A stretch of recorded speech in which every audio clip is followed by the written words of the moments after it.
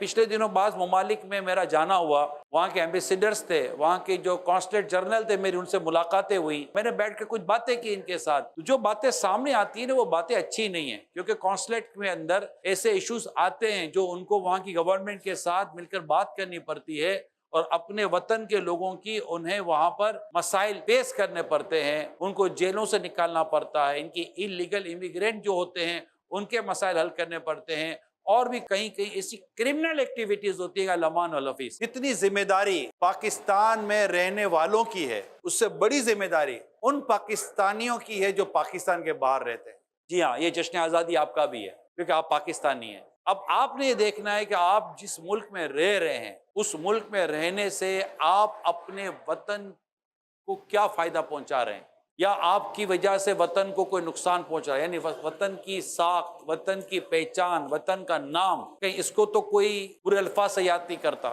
کیوں کہ ایسے کئی آپ کو ملیں گے کہ جنہوں نے بیرون ملک جا کر قیام کیا اور انہوں نے وہ کام کیے جس کی وجہ سے پاکستان کے نام پر ایک داغ لگتا ہے. ہمارا ضمیر ہمیں کس طرح کی اجازت دیتا ہے. ایک تو اسلام دین ہمیں جن چیزوں سے منع کرتا ہے ہمیں ان سے رکنا ہی رکنا ہے، لیکن دوسری طرف یہ بھی ہمیں دیکھنا ہے کہ ہم ایک ملک کی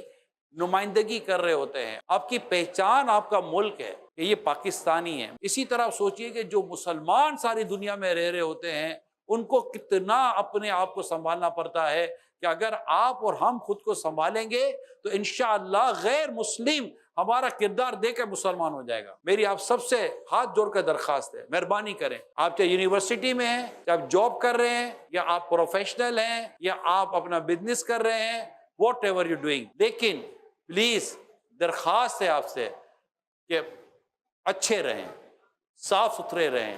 اور وہاں کے جو لا اینڈ آرڈر ہوتے ہیں ان کو مہربانی کر کے اس کو فالو کریں. اللہ پاک ہمیں عزت کے ساتھ، وقار کے ساتھ، اپنے مقام و مرتبے کو سمجھتے ہوئے دنیا بھر میں ایک اچھے انداز سے رہنے کی توفیق عطا کرے.